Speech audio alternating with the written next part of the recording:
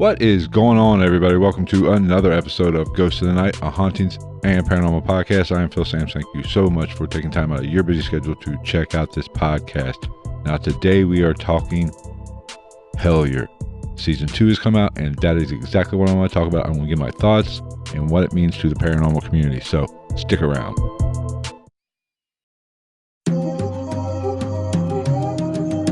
Ghost in the Night with Phil Sams.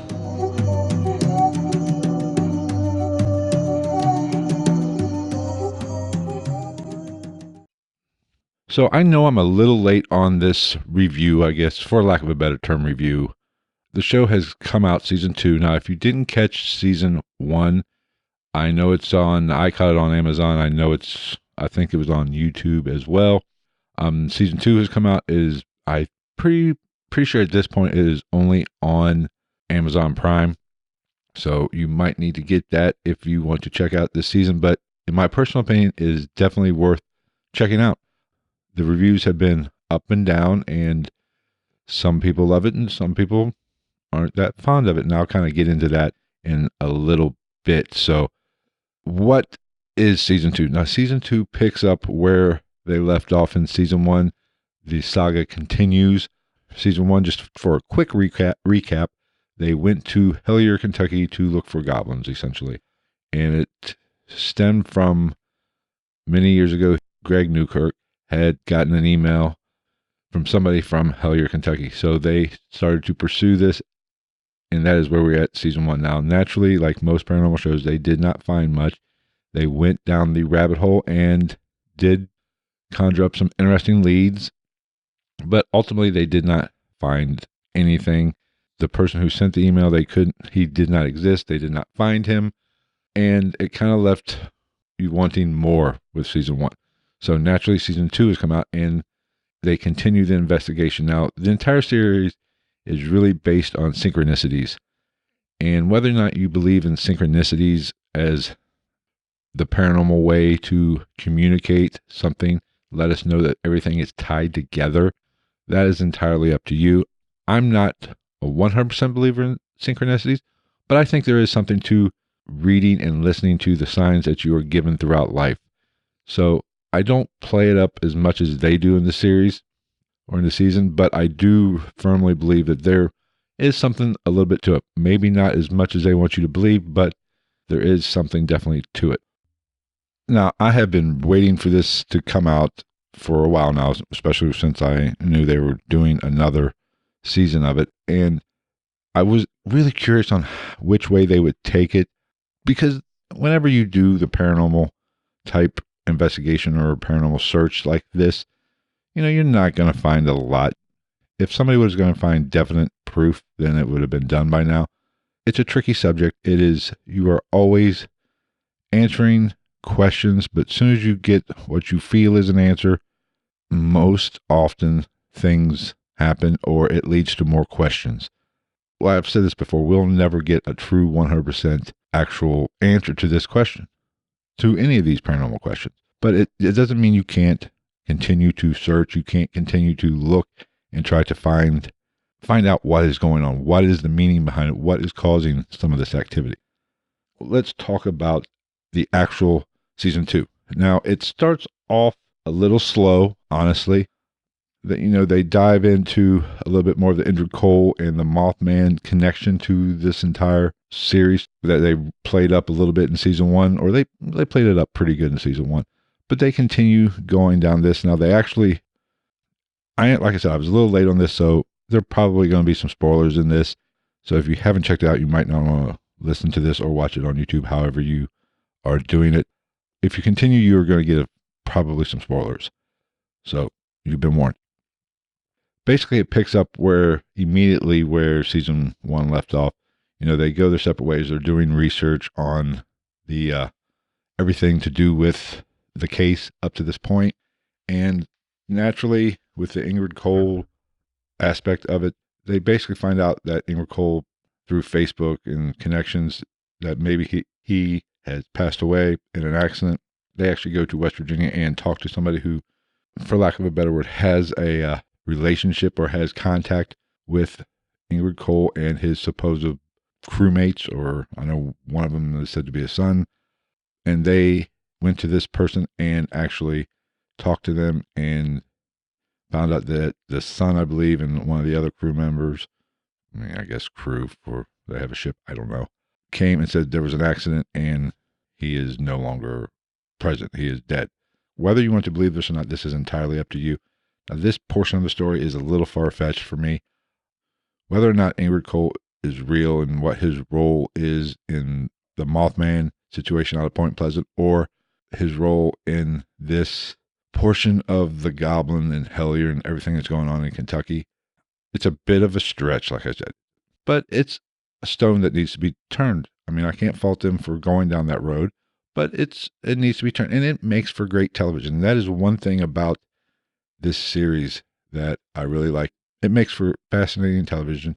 You want to binge it, and if you have an interest in this, I guess I should preface it by saying that you want to binge this show. Now, the whole beginning of, like I said earlier, of the show is a little bit slow because they're trying to figure out Terry Rist is who sent the email originally to the Newkirks, and he is the one they could not actually prove existed. So obviously this was some sort of alias or somebody was screwing with him, which is something they actually do kind of ponder in the show. So they are trying to connect the dots and find out exactly who Terry Rist is, what is his true identity. Now, they have opinions and they have theories, but this is one aspect of the show that is continued to be a mystery. They do not actually answer the question throughout the series who Terry Rist is. They have a pretty good idea. They talk to people who know who Terry Rist is, and that is a alias, but you do not know who it is. Now, naturally, with the season one, in the timeline's a little confusing. They get another email from another young lady who is also in Kentucky, and I will get to her location in just a moment. It's a very urgent, very life and death, and that is used, I believe, in her subject line. He answers and has some communication with her. But with the whole Terry Rist aspect of the show, they're leery of this girl and whether or not it's basically somebody screwing with them, who naturally they're fans of the show and they want to inject themselves into the story, and they have to actually basically find out her true identity and do some investigation there. Now, she does give clues to her identity on purpose to let them know that she is real, let them know that this is not a hoax. They track those down and they do find her location, and they, do a little bit of a background check on her. And she's a legitimate person. Now, the reality of her story is another question. It's interesting enough, for sure, and it's a little far-fetched, and it takes the series in a different turn that I wasn't expecting, and I found it very interesting, and I liked the turn, because I've always said that the paranormal is just not ghosts and weird supernatural shit. It is a combination of everything. There's a tie and there's a direct link between spirit world, UFO, abductions, cryptids. There is something that bonds them all together. Now, what that is, I don't know. And that is really where I feel a lot of the research needs to go, is how do these all connect? What does it mean? But this season 2 really brings in that other end of the spectrum to the paranormal. And that's really what I like, because I like how they're tying all this together, and actually they're opening new possible doorways that could lead to some more questions or some more answers. Now, this young lady, after she contacts them, and they do have a back and forth. They don't go into a lot of detail of what the conversation is. She drops off the face of the earth. Now, if you've watched season 1, this is kind of what has happened with Terry Rist. He dropped off the face of the earth, and they do actually try to send them more emails and get a response out of them to see what is out of him or her. I guess since we don't know his or her identity. This girl that injects herself into the investigation really has a lot of Terry Rist type qualities. The only difference is they are pretty sure they know who she is. She's a legitimate person that has a real name, and have a little bit of her background, a little bit of her issues. So naturally, they spend time tracking down this lead. Now, while they're tracking down this lead and trying to reach out to her and wondering why she actually broke contact, wondering why she actually find out her story and what let her elaborate on it, because her story is very interesting and it's a little far-fetched, like I said, and I'll get to that in just a minute. Now, in season 1, they're running a parallel storyline, essentially. While they added a member, and he was actually on season 1, but he's more prevalent in season 2. Now, season 1, he was just on the phone. They talked about him. Season 2, he's actually joined the investigation and doing some field research and doing some stuff for them and adding to the investigation. So while they're tracking this down, if you remember from season 1, if you haven't, they have some numbers, what they feel are coordinates. Now, these coordinates are in North Carolina, in the Brown Mountain area. In the paranormal world, we've all heard of the Brown Mountain area that is ripe with paranormal activity, cryptids, UFO sightings. It's got it all, and even some government stuff. So he goes, checks on these, what they feel are coordinates, and find out exactly what's here. So while he's doing that, they're come to grips with her story. They link them together because of what she says. Now, her story is a little bit more occultish, for lack of a better word. She ties in the goblins, she ties in the little green men, but she's saying that the people, there are citizens, there are people that are part of a secret society. I hate to use the word secret society, but that's basically what it is.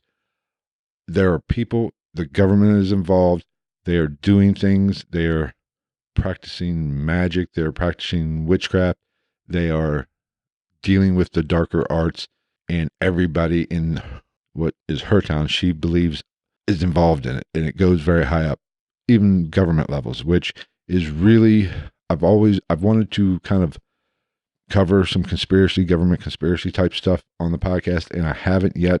I've talked about it a little bit, and I've done a little bit of research, because there is something to conspiracies. All conspiracy theorists are not hacks, or are not crazy. They do have a little bit of a beef, because the government does not tell us everything. Every government does it. It doesn't mean that there's anything nefarious going on necessarily, but you can't rule it out. The government does do some shady shit, and that is 100% fact. Now, we know they lie to us too, so that is the breeding ground for conspiracies. Now, are all the conspiracies out there completely relevant or 100% factual? No, but there may be some truth to some of these conspiracy theories that have been floated around, especially when you're dealing with the paranormal. And I will do an episode on the government's role in, like, MK Ultra, not really MK Ultra, but psychic mediums, remote viewing. The government spent a shit ton of money researching it, and there are some believe they are still doing it to this day. So the government does put some weight behind this whole supernatural or paranormal field. There is something to it, because the government is spending money trying to investigate it, and they are doing investigation on UFOs. We know that for sure now, but what does it all mean? So that is a turn that this season took that I didn't see coming. It started involving a little bit more darker, a little bit more of occult stuff, which is very possible. There are some dark arts type people probably in this world working to better themselves and to the detriment of other people. Now, is it 100% evil? I don't know. I don't think it's good, especially if you are talking human sacrifice, blood rituals. The town that they tracked this young lady down to is really, really fascinating, because I have a connection to it. I've been there. I've vacationed there. I've spent a lot of time there. I know people that have homes or cabins in this area of Kentucky, and it is a popular travel destination in the summer months because of the lake that's by there, and that is Somerset, Kentucky. If you've been to Somerset, Kentucky, you know Lake Cumberland's a big tourist area. There's always boaters there. The town always has a lot of people in it during the summer months. Now, she's from that area. They finally track her down again after the silence, and she's been arrested. Now, one of the very interesting things that in her first communications with the group, she said they're coming after me. She's afraid for her life. They feel they're coming after her, and coincidentally, she ends up in jail. Yes, it is a coincidence. And during one of the episodes, and they're talking about her, she's disenfranchised. She has relatives that are spending time in jail anyway, so she's on the bottom rung of society, not by choice maybe, or just by bad luck. So they need to kind of factor that into the equation. But they catch up to her. They find out she's in jail. They do actually do a video conference with her, and she goes into talking about the cave system, which is the Mammoth Cave system, which they covered in season 1, is what they were investigating. That's what these goblins were said to, where they live, essentially. They're guarding these. And she ties it together, saying that there are people or societies doing dark arts, evil type rituals in these caves, and they have wizards and these goblins that actually guard the entrance to the cave. And she says it goes all the way up to the local government, maybe even higher than that, which, if the local government's involved in it, odds are the state government and even possibly the federal government's involved as well. Now, this is a bit far-fetched, and I'm not saying she's completely full of shit. I'm not saying she's making it all up. There are definitely rituals being done. There are definitely people that are practicing black magic or darker magic or chaos magic or sex magic or whatever. But does it necessarily mean the government's behind it? I don't know. But it's an interesting take, and it makes for great television. That's the number one point. It makes for great television. There's probably some truth to it, but it could very well be that it's being overblown.